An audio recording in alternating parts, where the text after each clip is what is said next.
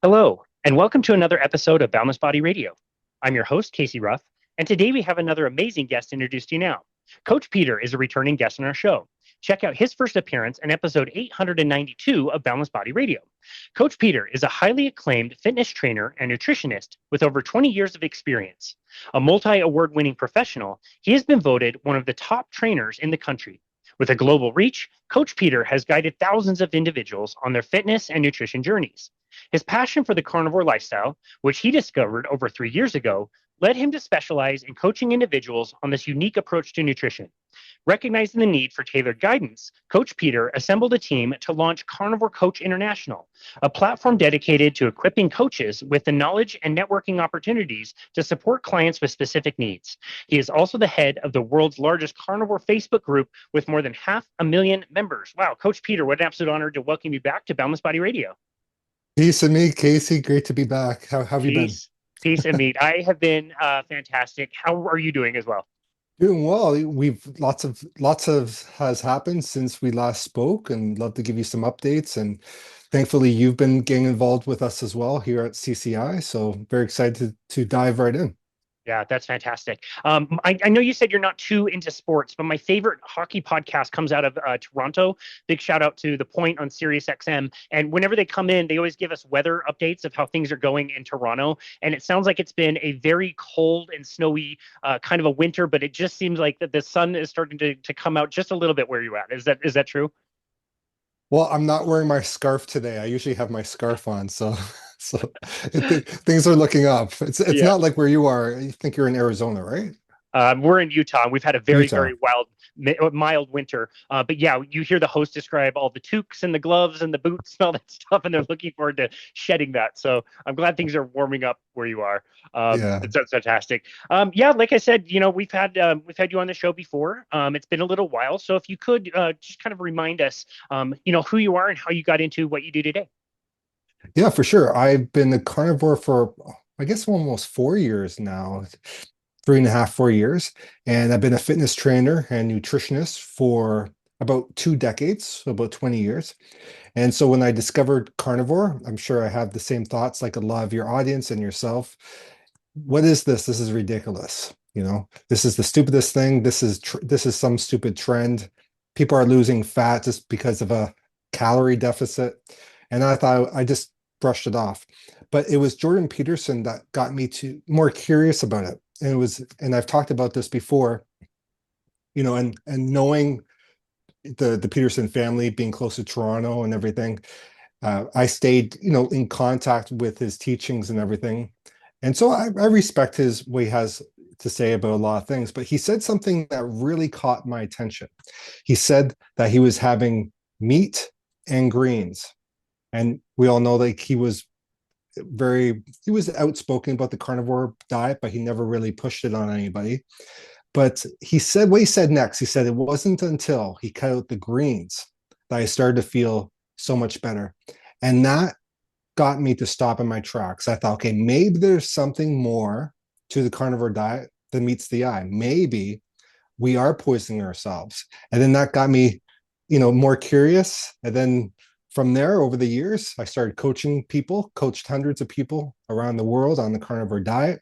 And now we launched CCI, Carnivore Coach International, which in my humble opinion, I think is the greatest nutrition certification program in the world. And now we certify coaches, carnivore coaches all over the world. So that's where I'm at today.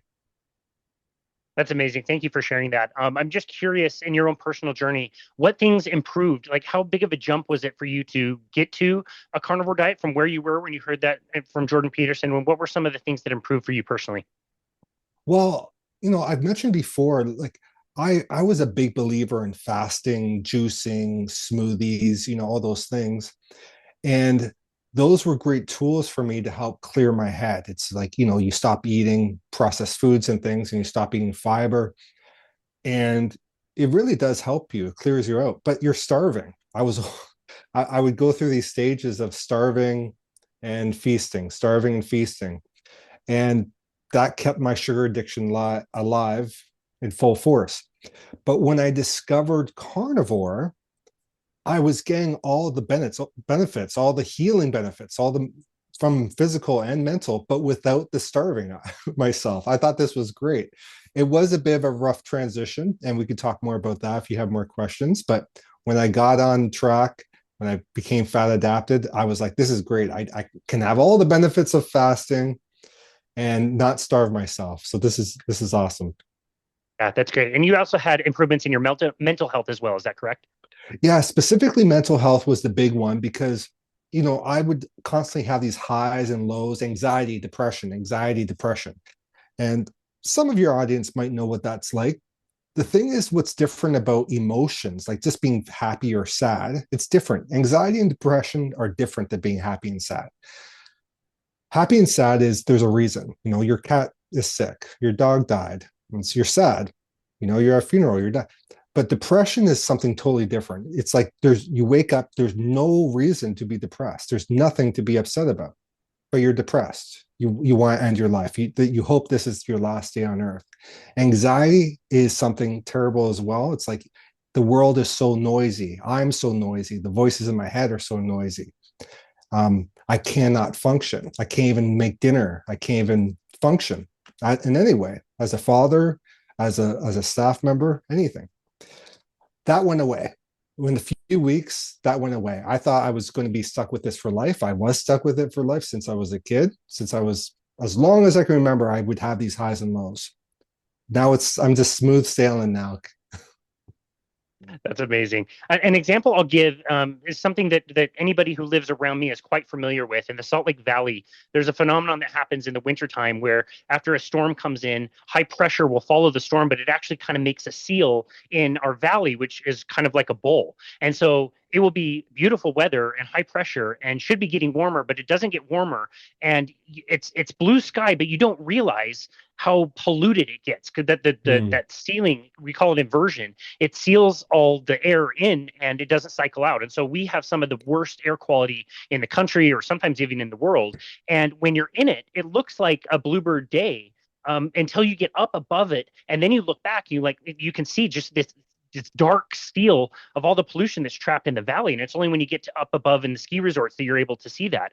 And that's kind of how I describe the anxiety that I felt before going on a carnivore diet. I didn't realize that wasn't normal to just kind of spin around for no reason, like you said, in anxiety and worry about things so much until all of a sudden, a few weeks onto carnivore, that kind of went away from me. And I'm like, oh, wow, that's really what anxiety is. And I don't experience that to the same extent anymore. So it's a very interesting kind of phenomenon that we don't really notice when it's happening to us.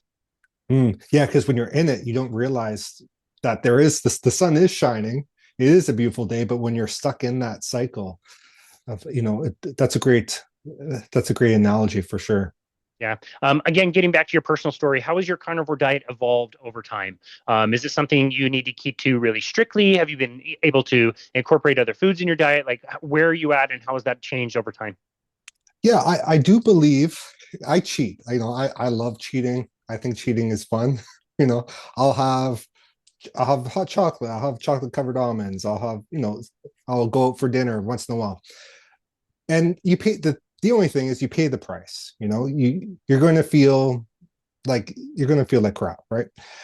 But the longer you go carnivore, and I felt this especially, the longer you go, the better you feel and the less reaction I have to those foods. So before, I mentioned on your podcast before, even just the pepper on my steak would trigger me. And I'd be like, I have anxiety, I'm losing it, I'm inflamed just by the pepper on my steak. Now I can cheat a little bit more. However, I believe we should be full carnivore, but life is hard, right? But if my health condition isn't so terrible where I have to be strict, I sympathize for people who do have to be strict. And that brings me to Jordan Peterson's daughter, Michaela, who has now been able to experiment with different foods. And I know a lot of the carnivore community is like, how dare you? How could you do that? But I think it's something to be celebrated. Your body is healing. Don't forget what got you in trouble in the first place. I wouldn't promote doing that often, but the goal is being as close as you can. And if you cheat a little bit, just get back on the horse tomorrow.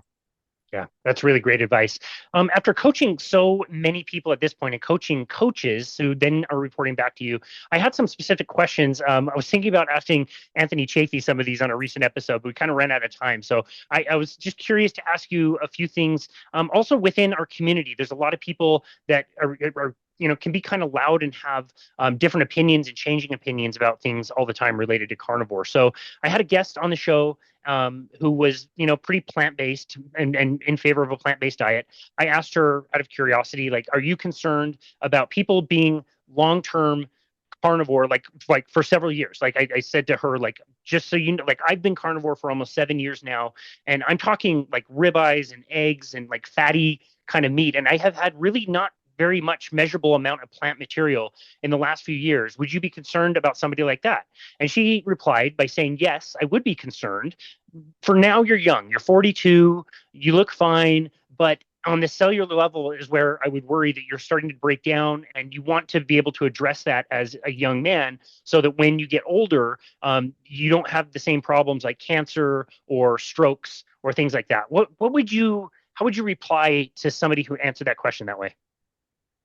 Okay, so their take is that plants will help prevent long-term issues, I'm or missing out. I'm missing out on phytonutrients, and I'm missing out on vitamins and minerals that come from plants that are cancer-fighting agents. And basically, like, you're okay for now, but one day you're going to regret, not eating more plants, for example. Okay, well, that's a tough question. You didn't prepare me for this one, Casey. You put me on the spot here. It's all good. Okay, We'll just share your thoughts. okay. So right off the cuff, meat has everything we do need. Okay, for most people, meat has everything you need. However, when I'm coaching people, depending on someone's history, someone's background, where they came from, plants could be used medicinally, like as a tool to help them heal, to solve a certain issue. Okay. However, meat does have everything we need. Are there things in plants that, let's say, are cancer fighting? Not necessarily, because even though there may be some chemical compounds, like some medicine, if you will, there's also the anti-nutrients and the oxalates. So they're going to cause issues as well. So they'll kind of be fighting each other. I would search other ways of getting the nutrients in by maybe having a little bit more liver if you have to. If you want like grounding, laying on the ground is an antioxidant. You don't have to take antioxidants, but just grounding has an antioxidant effect. So do we need certain plants to fight on certain things that may happen in the future? I would disagree. However, if there's something that you're working with a client and you think a certain plant could help, you have to do it very, very cautiously, because it is like a medicine. You don't just throw medicine. Like, if someone says, take this blood pressure pills because you might have blood pressure one day, I wouldn't. Like, do I have high blood pressure? So that would be my take on it. Does that kind of answer Yeah. the question? No, that's great. That's totally reasonable. I think I might be Canadian myself. I'm so agreeable. I don't tend to push back on people probably the way that I should. So that would be very similar to one of my answers. I asked her, since she mentioned everything is kind of on the cellular level, and that's where you need to be cautious. I asked her if there were any blood markers that I should be aware of, or any tests, or anything I should do to tell me I'm on the wrong path, which, again, I'm with you. I don't necessarily believe that I am on the wrong path. And the one that she came up with was C-reactive protein. Do you ever see anybody on a carnivore diet that has a really high or concerning C-reactive protein score? Okay, that's another great question as well. Thankfully, in our program, in our certification program, we have a whole module done by Coach Stephen Thomas, who's an incredible coach who's done bloods for years. And he goes into the context of these blood markers, because when you look at blood markers, you have to look at it at the context. Like, let's say, he gives an example. If you run around a track and you look at the numbers and you think, oh, I'm like 30 seconds behind everybody else, but those numbers are are like the top people like they might be the top athletes. So comparison who you're being marked against is important. Like, if I take a fifth grade math test or I take a 12th grade math test, there's a difference. So when it comes to a lot of these blood markers, they compare you against the average. And the averages are coming from where? They're coming from people who are at the doctors getting blood work because they think something's wrong with them.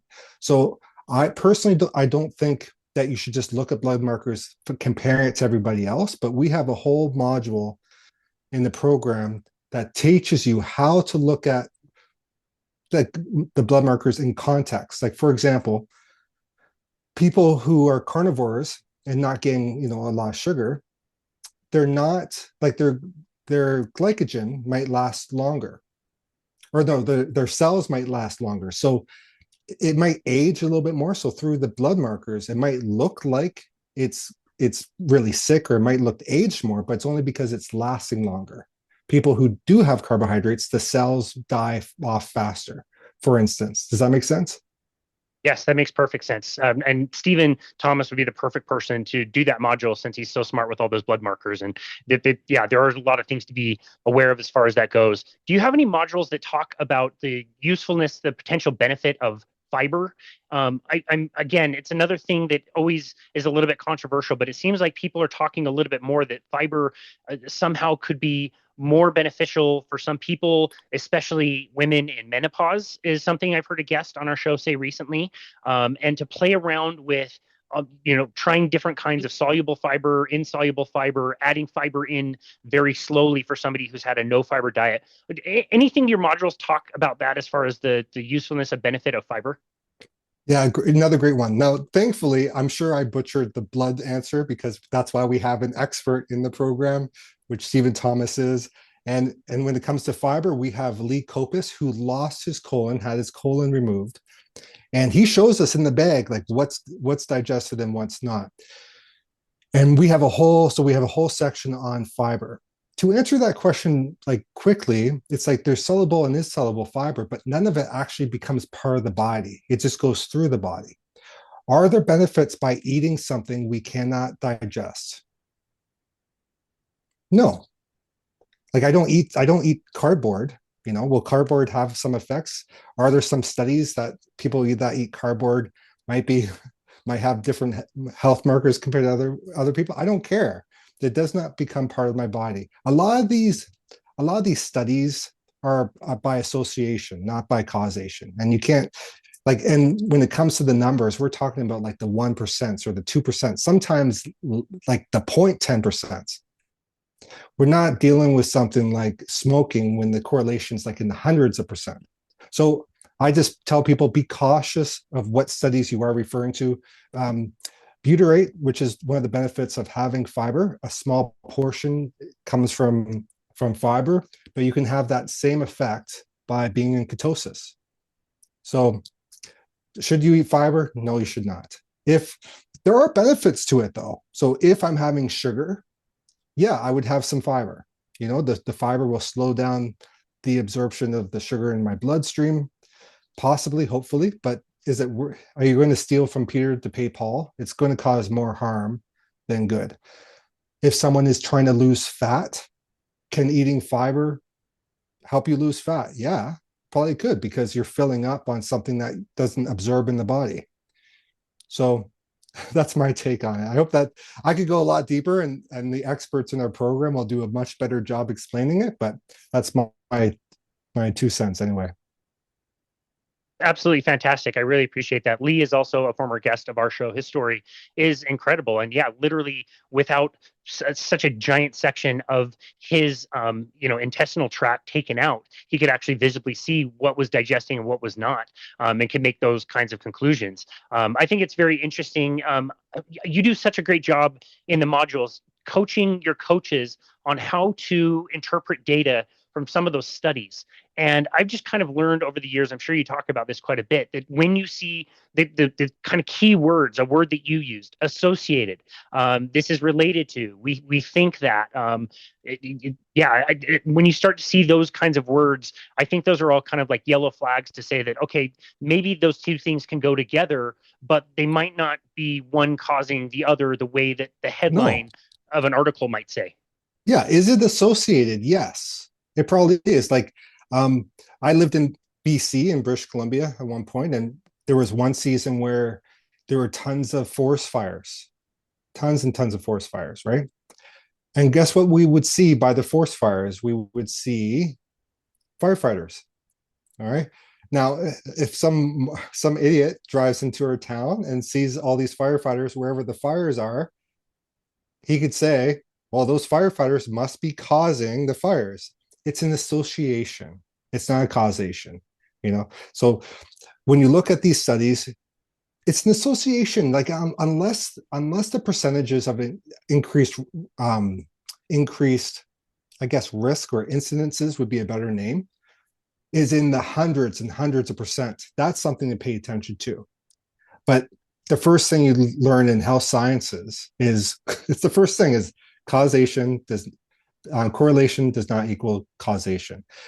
When you look at, let's say, some studies, if someone typically eats more fiber, there's probably some other things with their health, with their lifestyle that incorporates more fresher foods, eating out less. Like again, it's association. It's not the cause. You know, it's like popsicle sales in the summer.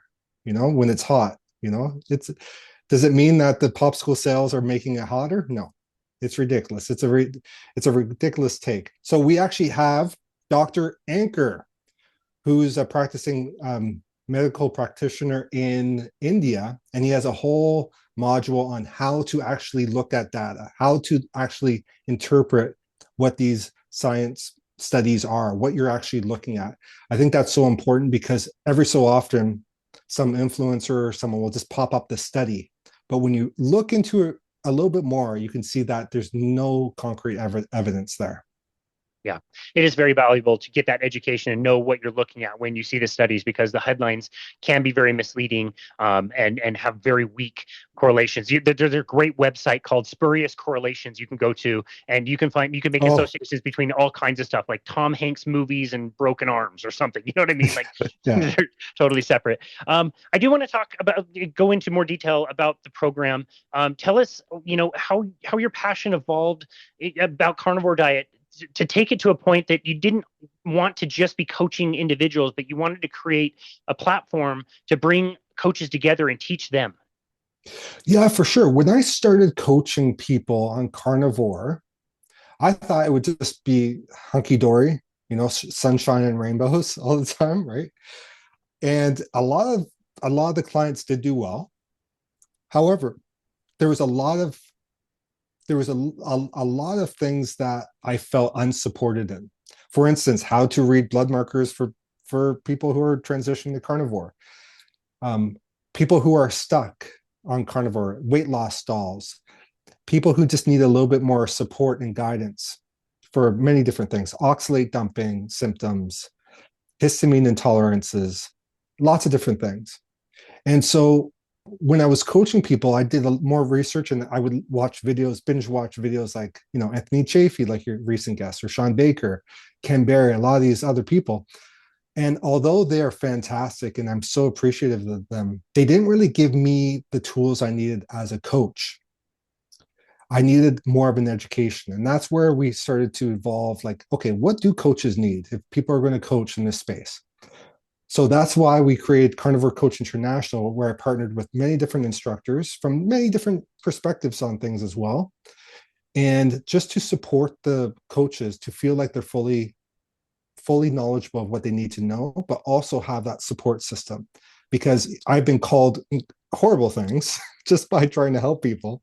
It's hilarious. It used to bug me before, but now it's hilarious. But like I even just posted a picture with my kids playing on the snow, and people are terrible. They just just so you know, your kids are going to die of heart disease. Like I'm like, people are terrible, and that can weigh on you. But having that support system from the other coaches makes a world of difference, and that's what we wanted to do. But also, Casey, the credibility, because we can just say, okay, you get certified as a carnivore coach, but what is that? What is the certification? So that's why we have this backing of the credentials as well. We have 2 international accreditations under, supporting our certificate, also 2 national accreditations, and we're continually adding more credibility to the program. I don't think people realize how big of a deal that part is. Anybody can go out and get a lot of different certifications that don't have that kind of accreditation. What kind of challenges was that to be able to get some of those accreditations? Because you're talking about something, recommending something that isn't very mainstream. And some of the accreditations, like you said, like international, national known, they're big names. They're, different certifications I had to get when I started my career 2 decades ago. So what kind of challenge was it like to get some of those accreditations? It was tough. Like we got denied many times, right? Many times. I almost questioned like maybe I should come up with a vegan certification. It would have been so much easier.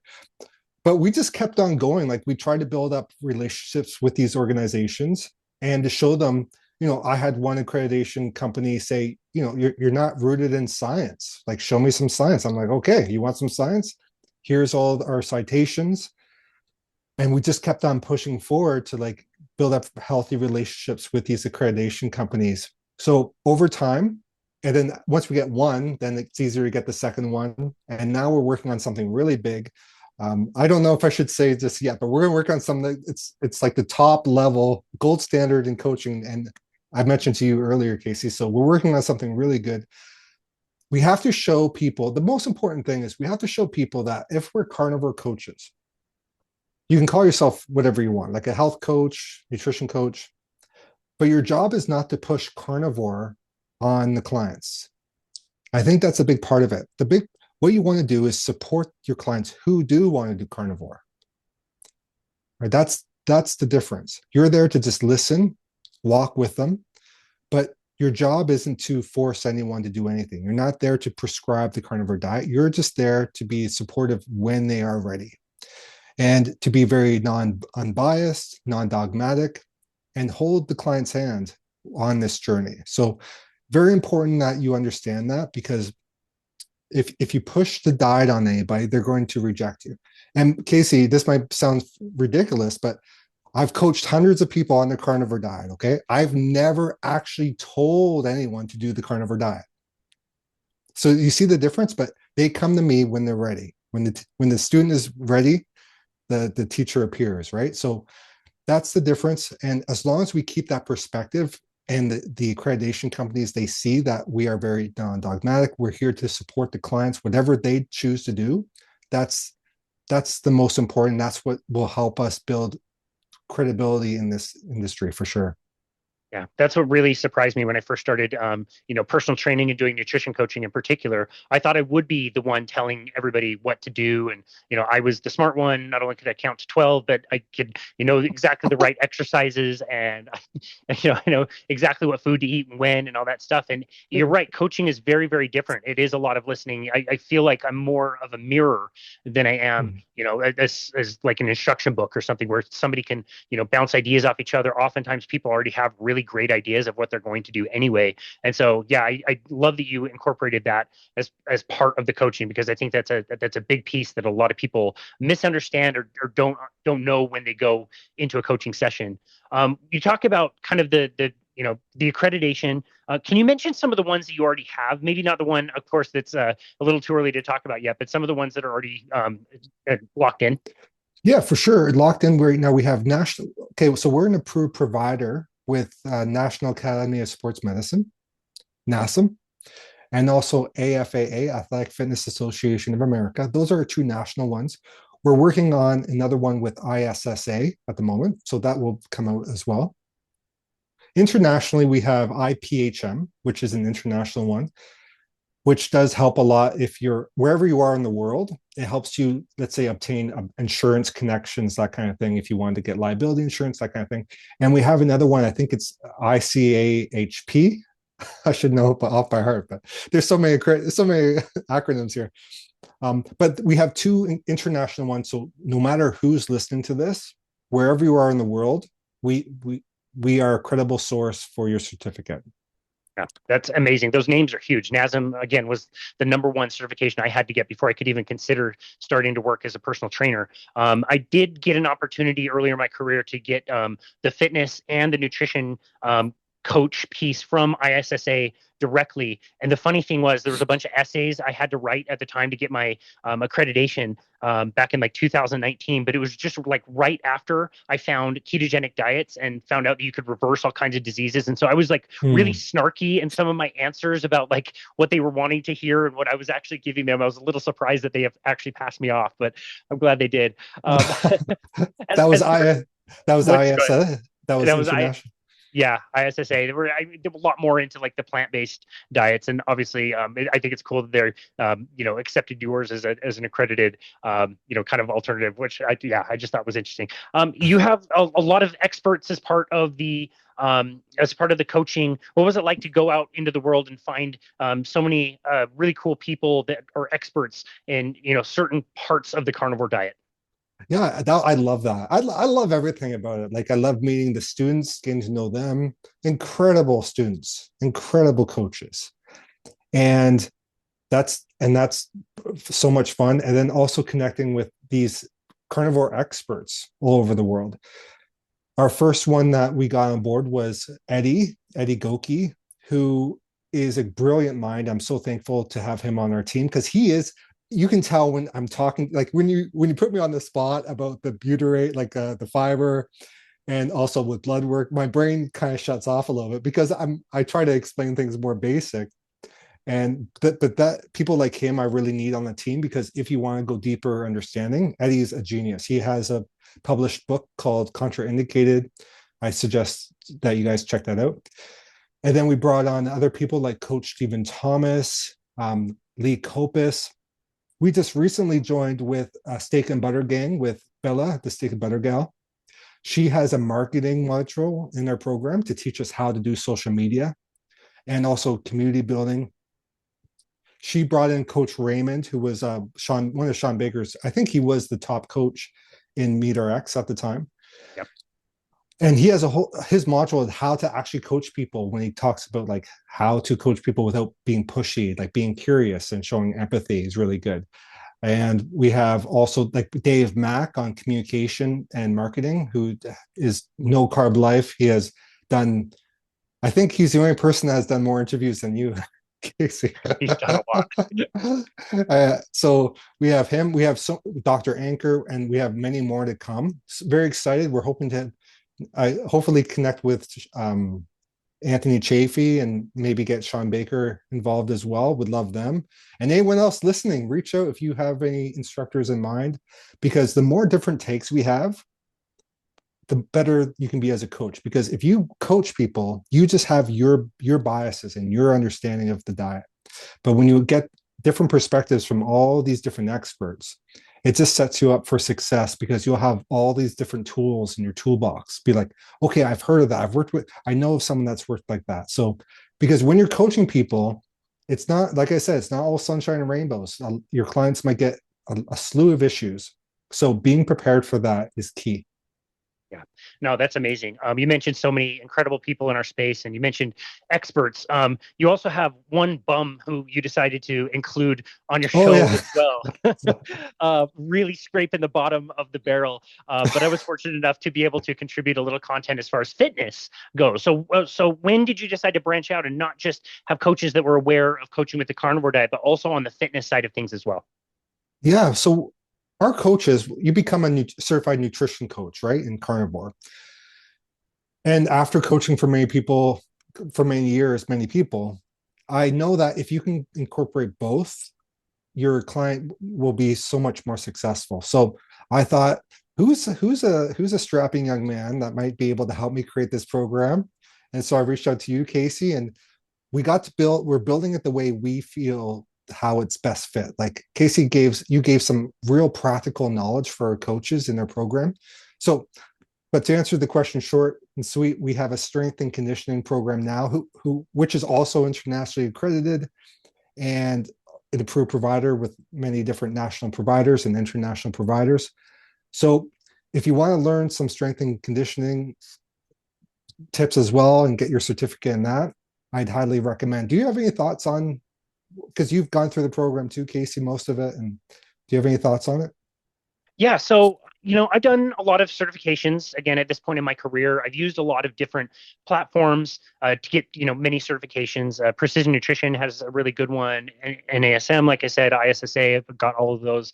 And the thing I appreciated the most about the program is it's very user friendly. I liked all the different modules and going through each one of them and, taking the quiz at the end of each one. I thought it was really helpful. I appreciated that all of the knowledge wasn't just coming from one source. It was coming from multiple sources, multiple people looking at it, Mhm. like you said, and kind of like different angles, because there isn't just one way of doing things. And even when it comes down to fitness, like I remember learning exactly how things had to be done in a NASM program, how to design it, what exercises to do, what order to do them in, how many sets, how many reps, all of these different variables. And while I love and appreciate that, also that I've also learned in my career that that's not the only way that you can do things, and it's not just like, oh, this magic rep range is good for strength, but this other rep range is only good for endurance, and vice versa.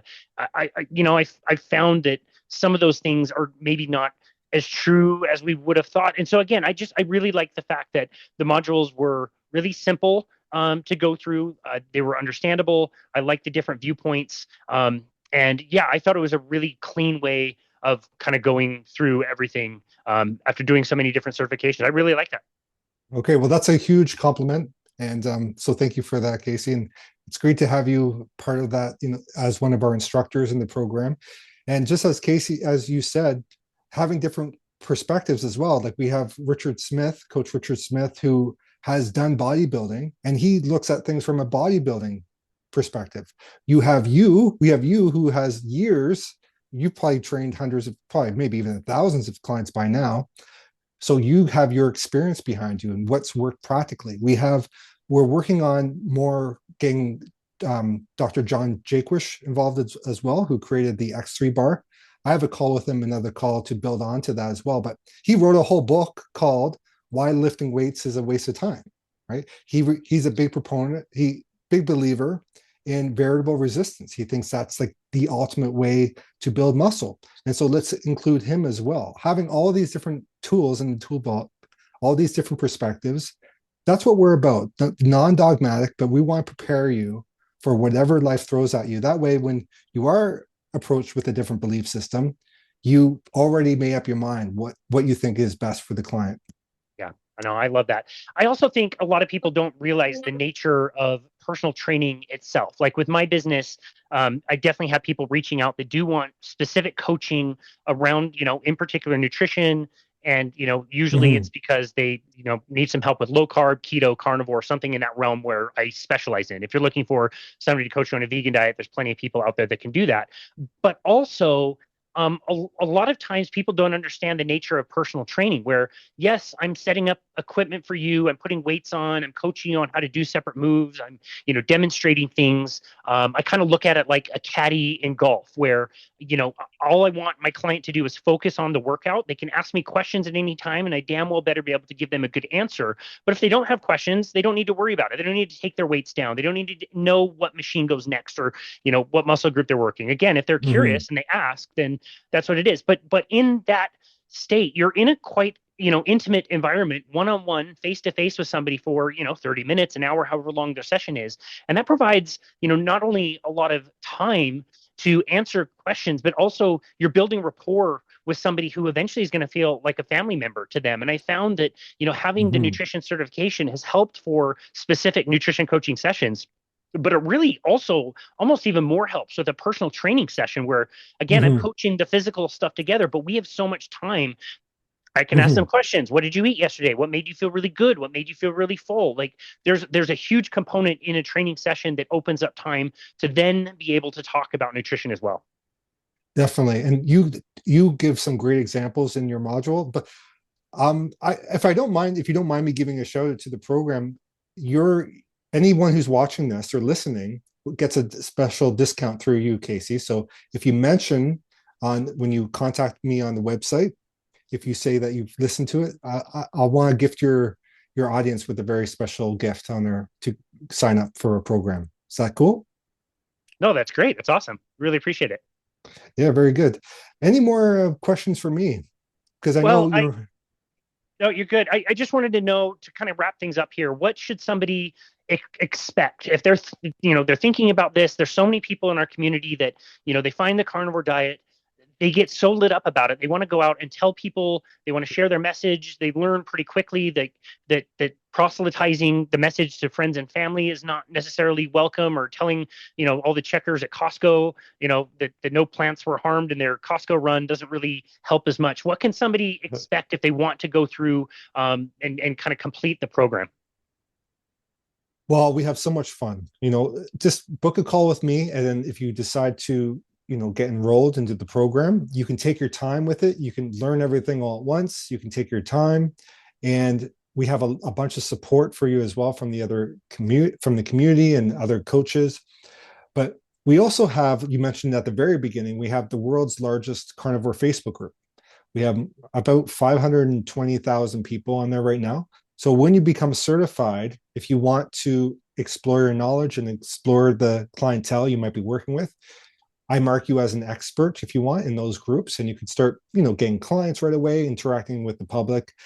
There's a whole lot of support, and it's not for the weak. Being a coach in the carnivore space isn't for the weak, because you are going against the mainstream. We are niche. Like, you guys listening to this, you are less than 1% of people. You might think there's carnivore this, carnivore that. We are so niche. But what's going to happen is the world is changing. It's very slowly, the world is changing, and people are going to want support and help on the carnivore diet. And so I think if carnivore has helped you, this is your time to join, and let us help you help others. Yeah, that's amazing. Well, you've done a great job with the platform. I really appreciate all the detail and the ease of which you've done it. And yeah, and I could recommend it to anybody. It's very beneficial, an amazing piece. And like I said, there's so many people out there that want to make a difference. They want to work with people in some way and don't know exactly where to start. So your platform is incredible and a great solution there. So Coach Peter, we really appreciate you stopping by to share some updates. And yeah, congratulations on making such an incredible product and certifying so many people out there. It's just amazing to think about how many lives will be changed out there because of what you've created. So thank you so very much for everything that you do. Where can people go to find you and connect with you and your work? Okay, Carnivore Coach. Thank you, Casey. Carnivore Coach International.com is our website. Check it out. You can, if you want to look at the modules, they're all there. You can take a look and see what it's like. Book a free call. Let's talk. Let me hear your story. And I'm also on Facebook with a very confusing name still. It's Peter Carnivore. You can message me there, or Carnivore Coach Peter on Instagram. That is me. Awesome. We'll link all of that up in the show notes. And like we said, I hope people continue to find you and get certified so they can go out and change lives out there. So thank you again so very much for everything you do. I really appreciate being, featured on the platform as well. Very, very kind. I'm sorry you couldn't find the strapping young lad and had to reach out to me as a plan B. But either way, I really appreciate you and everything you're doing. So thank you so very much. And thank you for taking time to be on our show today. Really appreciate you. Great. Thank you, Casey. Peace and meat. Thank you, Coach Peter. Peace and meat. And this has been another episode of Boundless Body Radio.